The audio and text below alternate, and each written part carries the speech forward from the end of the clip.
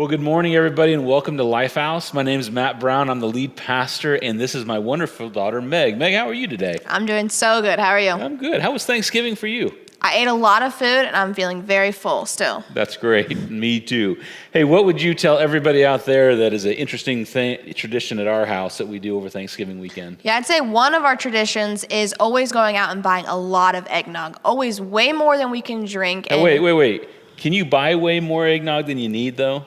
Some of us can. Some of us, on the other hand, I don't know. We just can't do it. No, we can't. I always find myself running to the back of the store because I always walk up with the wrong brand or the wrong flavor, whatever he prefers, but I'm always getting the next one. But you're a good daughter for making it work, and we always get the thickest, chewiest eggnog we can, right? We do our best. We do our best. That's good. What else you got for Thanksgiving at the Brown House? Well, something that's kind of turned into a tradition is wanting to get a real tree. Year in and year out, Mom has come out with these fake trees. She makes them look beautiful, but we've always been pushing for a real one. We can't get a real one, though. Is this the year? Do you think it's the year? I think it's the year. If you have a tree or if you see Mom, just let her know. We really want a real one this year. Need a real tree. Yes, all right, we do. Give me one more Brown Thanksgiving. One more thing. When we sit around for our big dinner and when we're settled and eating way more than we can handle, Dad always announces that we're going to go around the table and each say what we're thankful for. Now, it usually ends in tears with him, but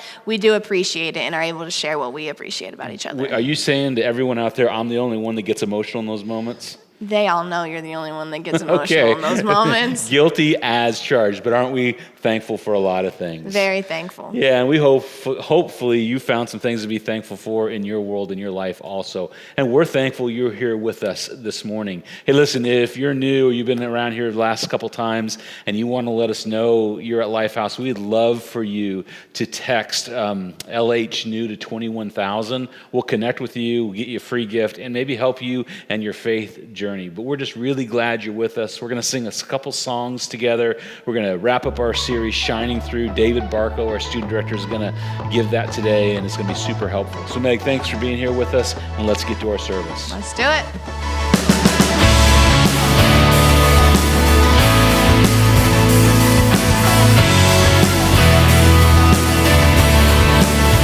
This is the day that you have made. Whatever comes, I won't complain. For all my hope is in your name, and now your joy awaits my praise. I give thanks for all you have done, and I will sing of your mercy and your love. Your love is unfailing, Lord, I am grateful.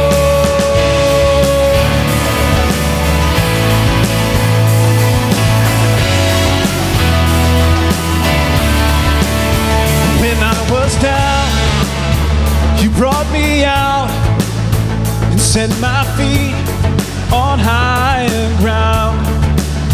So here I stand, you are my God, your faithfulness, my solid rock. I give thanks for all you have done, and I will sing of your mercy and your love. Your love is unfailing, Lord, I am grateful. I give thanks for all you have done. I won't forget the battles you have won. Your love is unfailing, Lord, I am grateful.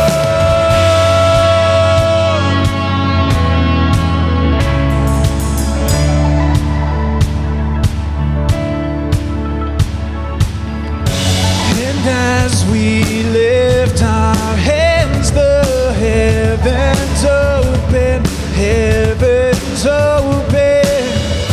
So let our lives declare the love our God has spoken over us. And as we lift our hands, the heavens open, heavens open. So let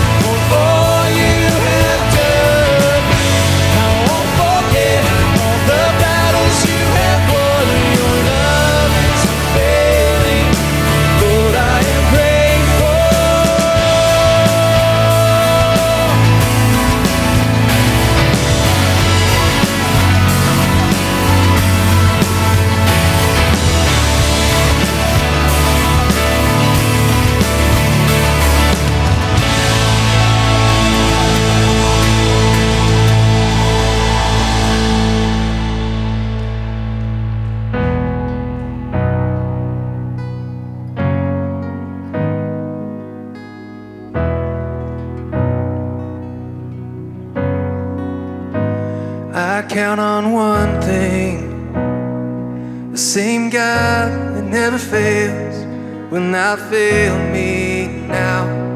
You won't fail me now in the waiting. The same God who's never late is working all things out. You're working all things out. Oh yes, I will lift you up in the lowest valley. Yes, I will bless your name. Oh yes, I will sing for joy when my heart is heavy all my days. Oh yes, I will.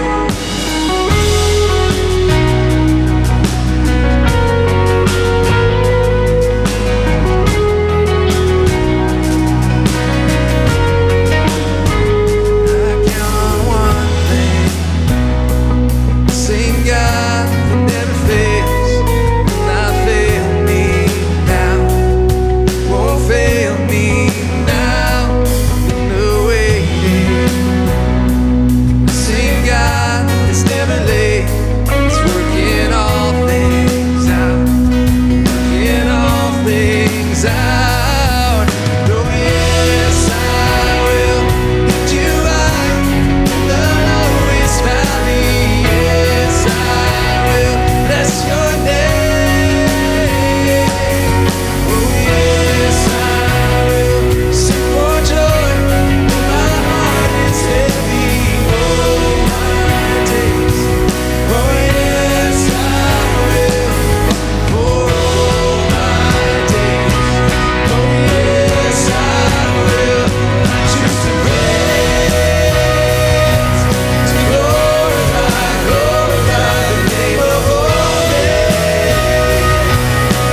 Nothing can stand against. I choose to praise, to glorify, glorify the name of holy. Nothing can stand against. I choose to praise, to glorify, glorify the name of holy. That nothing can stand against, and I choose to praise, to glorify, glorify the name of holy. Nothing can stand against. No, yes, I will lift you up in the lowest valley. Yes, I will bless your name. Oh yes, I will sing for joy when my heart is heavy all my days. Oh yes, I will all my days. Oh yes, I will all my days. Yes, I will.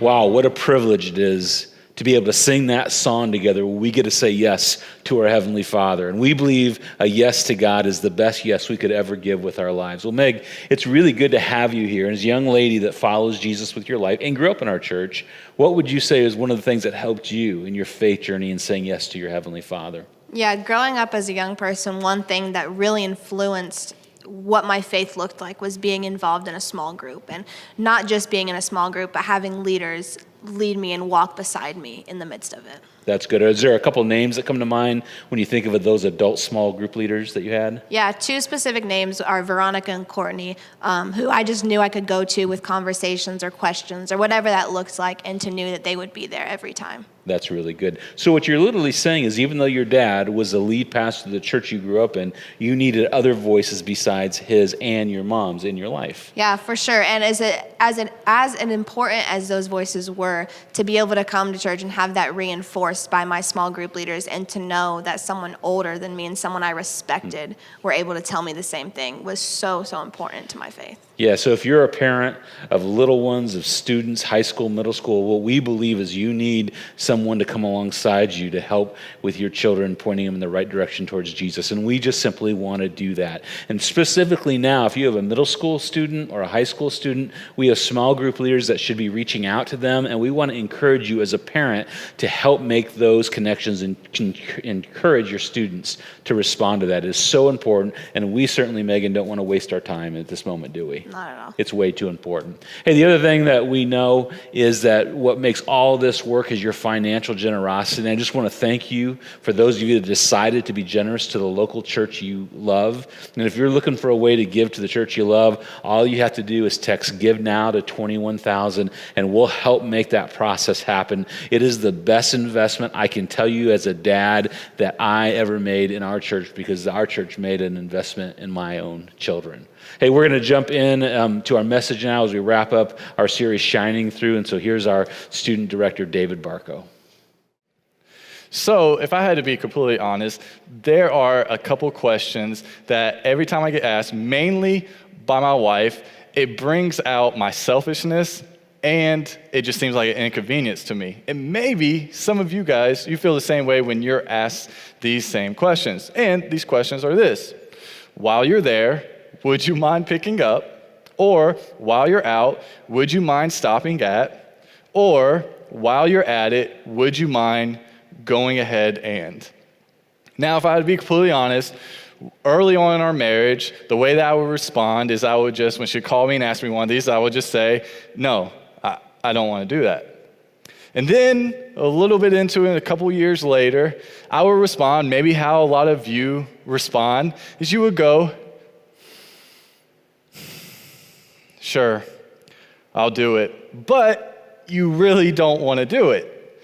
And now, what I've learned over the last couple of years, and what I try to challenge myself to do, because I want to be the best version of myself, and because I hope that it will change the perspective of this inconvenience and me being selfish, is I will respond with, I would love to do that.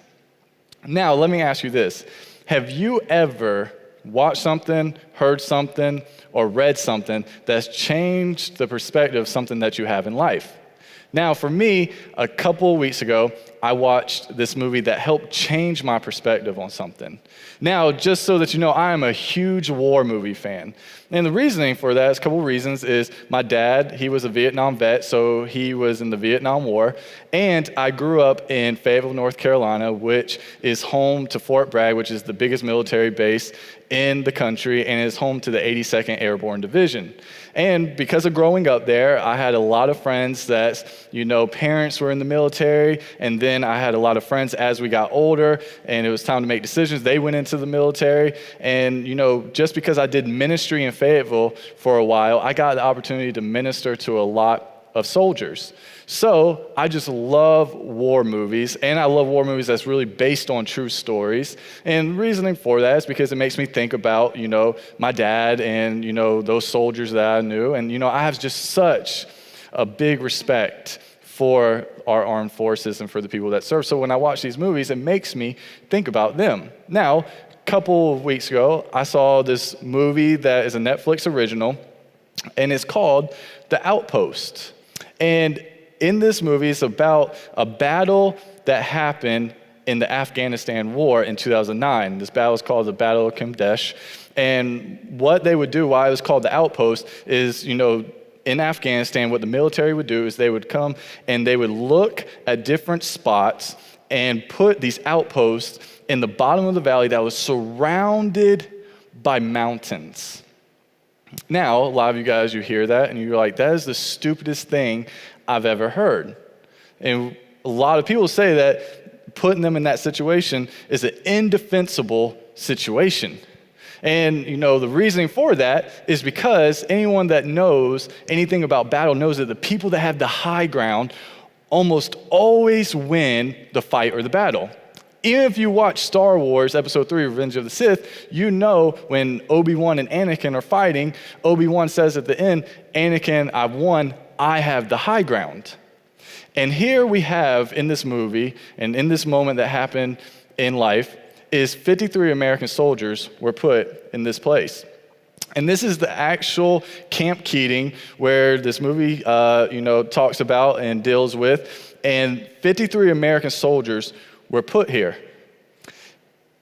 And what happened is one morning, these 53 American soldiers, they woke up to explosions and to gunfire. And here, a lot of them go running out and they grab their assault rifles. And a lot of them at the time, they couldn't even put on their clothes. So a lot of them run out in just their underwear. And these soldiers hear something that come across the radio that no soldier ever wants to hear. And that is these words: enemy in the wire. What that means is that the enemy is attacking. The enemy is coming down. The enemy is in the camp. And here, these 53 American soldiers run out and they hear these words come across the radio. And to their surprise, when they look out, they see 400 Taliban soldiers circling them around the camp. And actually, this is what the author of the book, The Outpost, puts as he talks about this account. He says it is incredible that anybody survived the attack. And to this day, there are people who don't understand, people who are military historians and experts at combat who don't understand, look at this, how anyone survived. Here was this impossible, indefensible situation, and 53 American soldiers went and fought against 400 Taliban. Now, unfortunately, 8 American soldiers died that day. But the amazing thing is that 3 heroes in this story led this camp to do the impossible. And these 3, actually 2 of them, won the Medal of Honor and was awarded the greatest award in our land.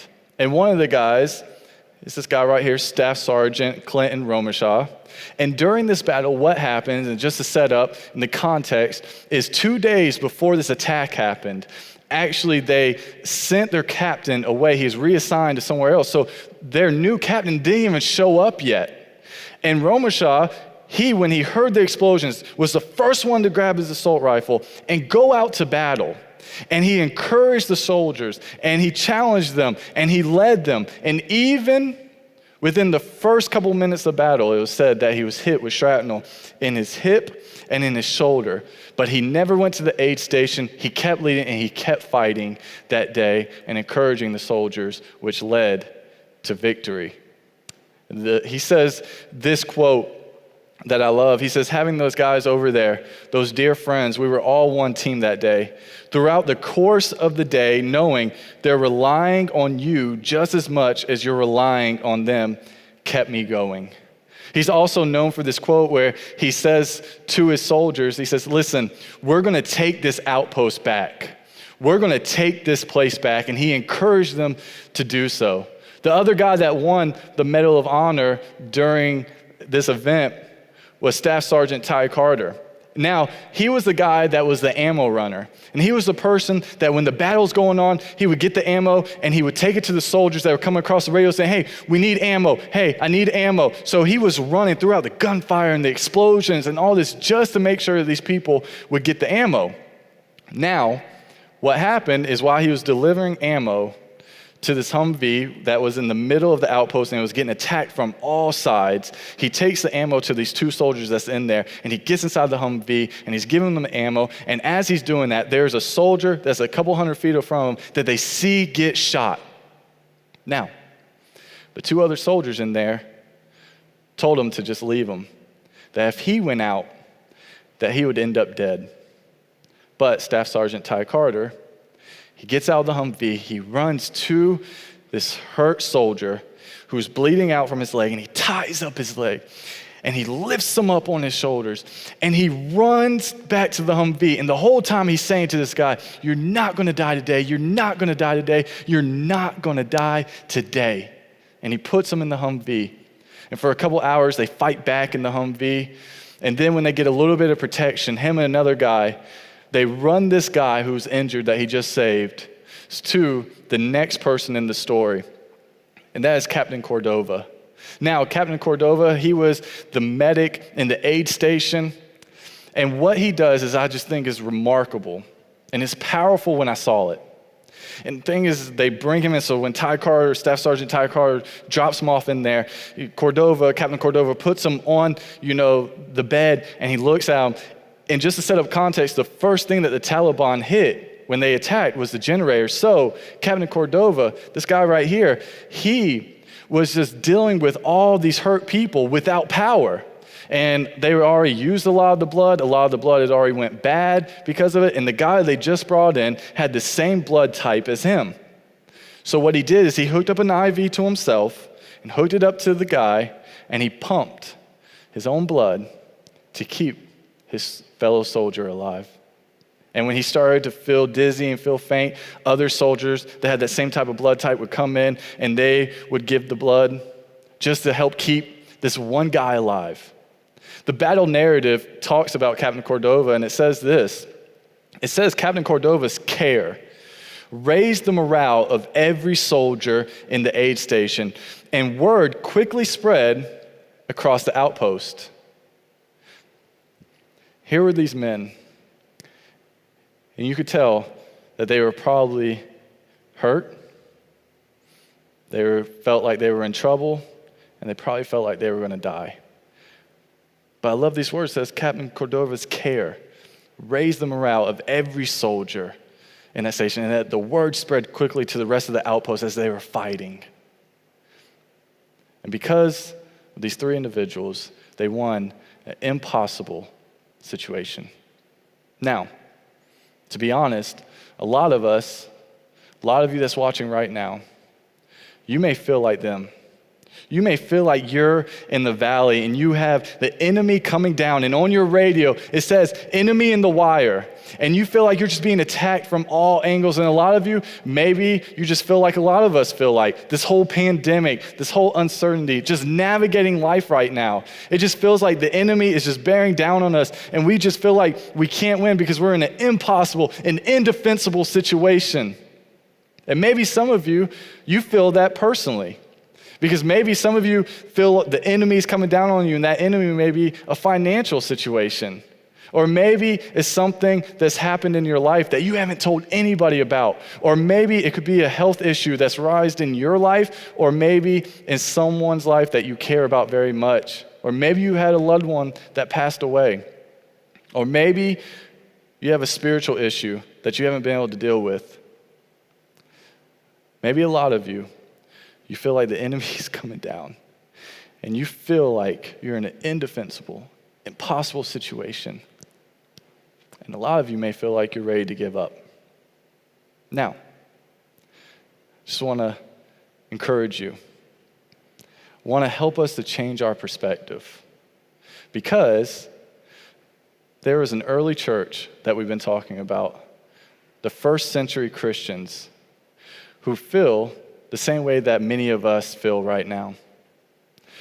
There was them that were dealing with an enemy that seemed like it was surrounding them. They were in a situation where they felt like it was an impossible, indefensible situation, where they heard over their radio, enemy in the wire, and they saw this enemy, and their enemy at that time was the Roman Empire, who was watching these Christians grow in their faith, and watching these Christians serve one another and reach people. And they started to get upset about it. And because of that, they started to persecute and torture and kill Christians. And it got so bad that they started to treat it like it was a sport or it was a game. And we know that because Tertullian, who was alive during that time, he wrote these words that these people would usually say and the Romans would say. They said, if the Tiber, which is a river, rises too high, or the Nile is too low, get this, the remedy is always feeding Christians to the lions. And here, the early church, these Christians, they have already seen, maybe family members, spouses, friends be tortured, persecuted, or even killed. And here they are, feeling like they're in that indefensible, impossible situation. And for the first time in their lives, their faith seems inconvenient. They're asking themselves, what's the purpose of even living for Jesus? What's the purpose of even doing these things and following Jesus if all I'm going to do is lose my friends and my family and all I'm going to do is lose my life? They are at that moment where a lot of us may be right now, where they're just ready to give up, where they're ready just to throw in the towel because they feel like what they're going against is bigger than them. But the Apostle Peter, who was a follower of Jesus, he was someone that followed Jesus for 3 years while Jesus walked here on this earth. And the thing is he got to see Jesus teach. He got to see him heal people. And he got to see just Jesus do life. And after Jesus' death, burial, and resurrection, and after Jesus ascended to heaven, Peter became one of the key leaders in the church. And at this moment, he hears that these Christians just feel like they're ready to give up, that they feel like they're battling an enemy that's just going to take them out. And he knows that they're in a situation where they feel like it's impossible and it's indefensible, and he knows that it's coming across their radio, enemy in the wire. And he writes this letter to them that we have, which we call 1 Peter. And this is what he says. He says, these sufferings have come so that the proven genuineness of your faith. Get this for a moment. He says, these things, they've come, these sufferings, these things that you're going through right now. He says, I know it's tough, I know it's hard, and I know it feels like you're just in the valley. He said, but these moments, these sufferings, they've come so that it will show that your faith is genuine. He says, so it proves to yourself and proves to everyone else that you're real about this Jesus thing, that you're real about your faith. And he says that because of this, he says, of greater worth than gold. He said, when you have this genuine faith, when you find out that your faith is real, it's better than gold. And he goes on and says, and I love this, is he says, and because of that, it may result in praise, glory, and honor when Jesus Christ is revealed. He says, guys, listen, when Jesus comes back, and because you persevere through these sufferings, because you get out of the valley and you win this battle, Jesus will be there. At one point when he's revealed and when he comes back. And he says, because of that, he says, it may result in praise and glory and honor. And I think back to that picture of Captain Cordova when he's standing there and he's shaking the hand of that high official, the ranking. And the thing is he's looking at him. And I think back of what he's saying right here. And I get a picture of when Jesus sees us, and he shakes our hand and he says, well done, good and faithful servant, who I'm well pleased. And he says, listen, it'll result in that. Peter starts to encourage him anymore. And this is what he's saying. He says, all right, guys, these sufferings, these things you're going through, this is what he says. He says, all right, this inconvenience. He says, hey, while you're there, while you're out, while you're at it, I want to give you the game plan. I want to give you the strategy so when you feel the enemy coming down on you, when you feel Rome coming down on you, and you feel like you're in this indefensible, impossible situation, I want to give you the game plan of how you can win and how you can get out of this and how we're going to conquer this. Because while you're at it, and while you're out, and while you're there, and while you're in that moment, this is how we can respond. And this is what Peter says to the early church as they're dealing with this moment. He says, therefore, since Christ suffered in his body, he takes it back to the beginning. He says, guys, I walked with Jesus. He was telling these early Christians, he says, listen, I walked with Jesus. He says, we were dealing with Rome too. And guess what? Christ suffered. He said, I saw Christ beaten. I saw him flogged. I saw him embarrassed. I saw him ridiculed. I saw him hang on a cross. And he says, Christ suffered in his body. And he says, the same way that you guys are suffering because of Rome, Jesus did too. And he says, next, arm yourselves also with. He says, all right, guys. He says, Christ also suffered in his body. He says, now, when we're going to war, when we hear the explosions, when we hear the gunfire, this is the weapons we pick up. This is what we go to war with. And he says, arm yourselves. And they're thinking, okay, yeah, what are we arming ourselves with? And he says, the same attitude. The same attitude as Jesus, who served through the suffering. And he probably would tell them about how he heard Jesus talking to a group of people and how he told the apostles, for the Son of Man did not come to be served, but to serve. And he would probably challenge them and say, and Jesus, while he's being persecuted and while he's being ridiculed and when Rome was out to get him, he served. And Peter says, have that same attitude. Arm yourselves with the same attitude. And he says, this is the attitude. And he goes on and he explains, above all things, above every situation, above your feelings, above the situation, above what's going on, this is what he says. Above all, love each other deeply because love covers over a multitude of sins. He says, hey, first, guys, start off by just loving one another. And a lot of us, that may be where we need to start at, by loving one another, by maybe loving that family member that's difficult to love, or maybe loving that person that wronged us, or maybe just loving that person that thinks different than us. Maybe it's just us learning to love our other fellow Christians. But he says, love one another deeply. Not just saying, I just love you, but he says, no, you love them deeply, so much that you care for them. And he says, when you do that, that covers a multitude of sins.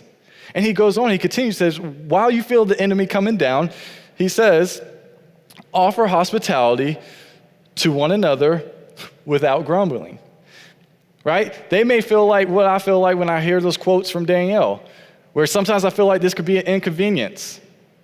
And a lot of you, maybe showing hospitality would seem like an inconvenience. And for the early Christians, it would be because you're bringing in other Christians who Rome is trying to kill and that may be looking for. And he says, guys, offer hospitality without grumbling. It's not doing this like what I told you when sometimes Danielle calls me, she asks me one of those questions, would you mind doing this? And I just go, sure, I'll do it. This is how he says to respond.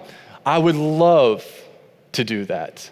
He says, do it without grumbling. He says, when the enemy is coming down, and when you feel like you're in this impossible situation, he says, listen, love one another deeply. He says, offer hospitality without grumbling. And then he goes, and he says, each of you should use whatever gift you have received to serve others as faithful stewards of God's grace in its various forms. And the amazing thing is, guess what? They did. These early Christians did what Peter told them to do. And they went and they made a difference in Rome and they led people to Jesus and saw lives be changed. And the thing is, they were just like those 53 American soldiers who were in an impossible, indefensible situation when it seemed like they couldn't win.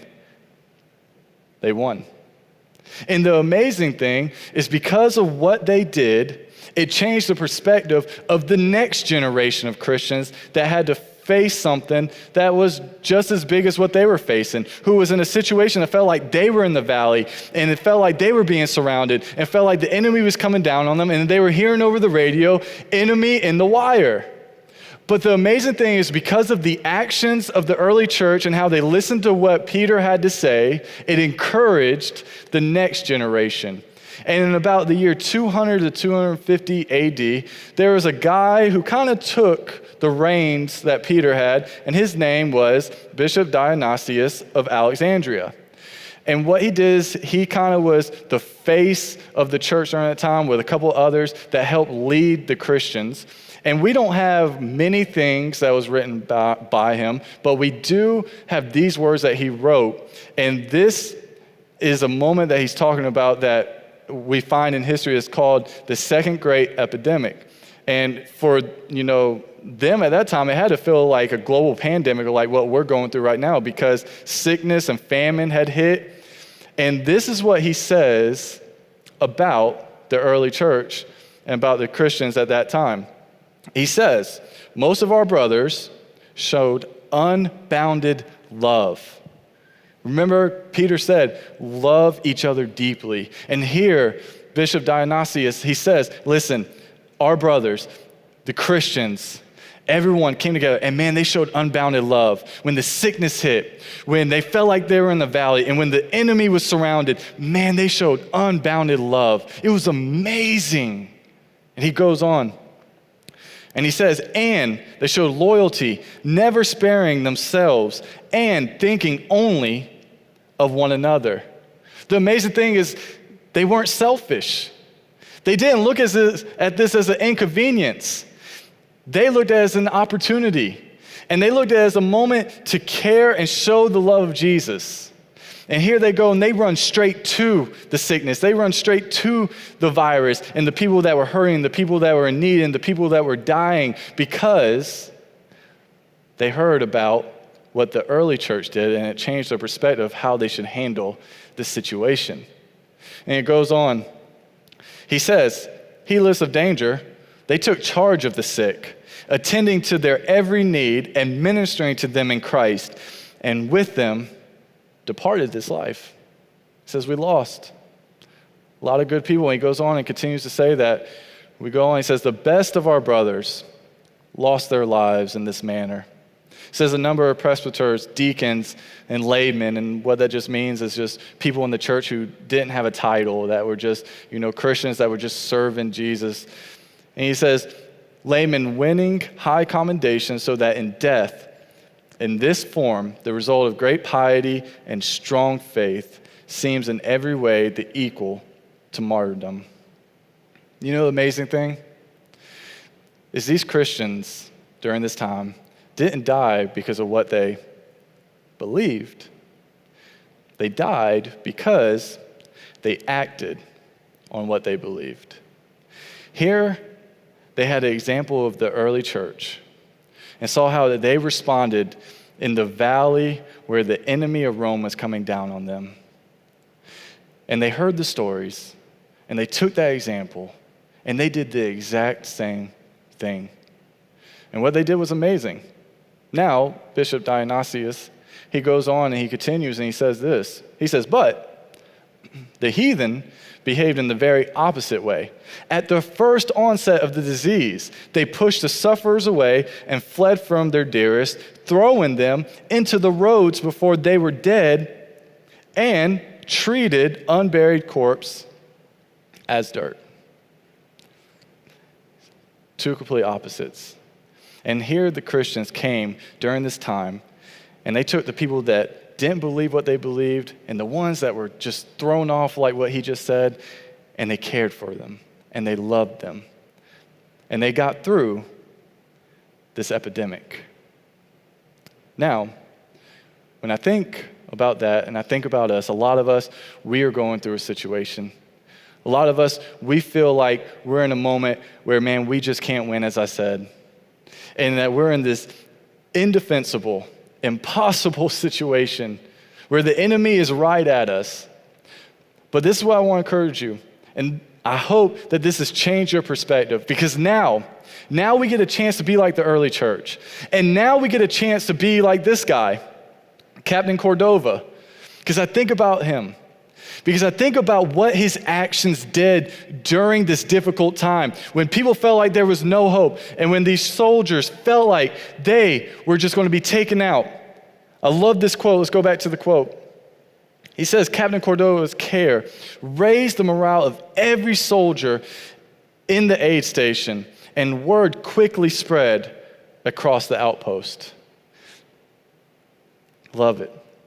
So he raised the morale of every soldier. And guys, we have an opportunity, because when we care, and we love deeply, and we show hospitality, and we use our gifts, and we care for the people that feel like there's no hope, that feel like the situation is bigger than them, that feel like the enemy is in the wire and that they're going to win, and they just feel like they need to just give up because they can't do it anymore. We need to be like Captain Cordova, because when we do that, when we do those things, we raise the morale. And what we do now could raise the morale of the people in this community.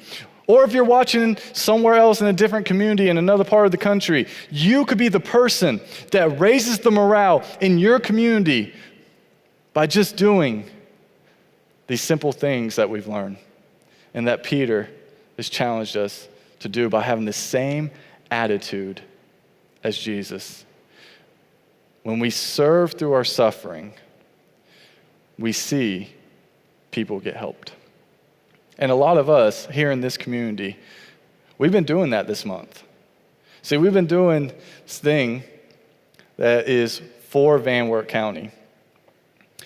And a lot of us for the last couple of weeks, we've been doing different projects and different things to show our community that we love them, by trying to boost up the morale of every person that is in this community.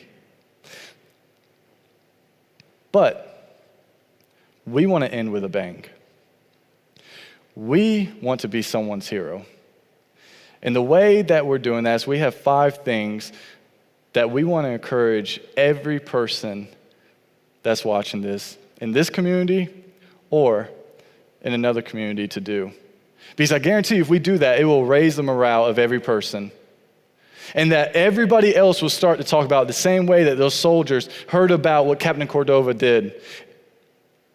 And it went around the rest of the outpost. And a couple of things that we're encouraging people to do is one of them is maybe, hey, just writing a note to a healthcare worker, just thanking them for what they're doing right now. Or maybe a thing that we're encouraging you to do is to pay it forward or to pay it back. You go through drive-through, pay for someone's meal, pay for someone's groceries. Just show them you care. And the things that we're talking about, you can find at for.lifehousepeople.com.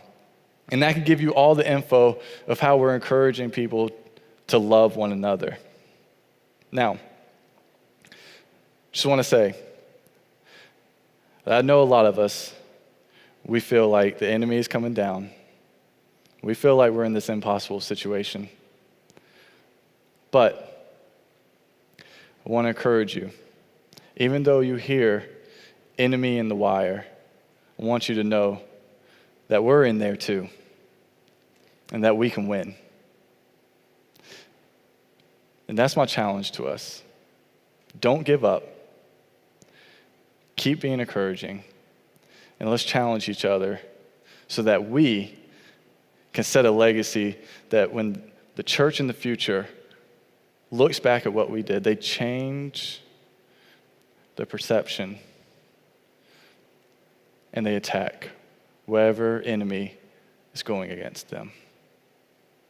Let's be like Staff Sergeant Romashaw when he said, we're going to take this outpost back. We're going to take whatever we lost back, and we're going to win. Like I said, the enemy's in the wire, but so are we as the church. Father, I thank you so much. Thank you so much for encouraging us. Because a lot of us, we may feel like we're ready to give up. But I thank you for the words that you gave Peter when he encouraged the early church as they faced an enemy that seemed like it was going to squash them. So, Father, I pray that we will take those words and that we will love this community and the people that's watching that doesn't live here, that they'll love their community, and that we will just boost the morale of every person if they believe in you or they don't, and that the whole community, the whole country, and the whole world will hear about it, and it will bring glory to you. And it's in Jesus' name I pray. Amen.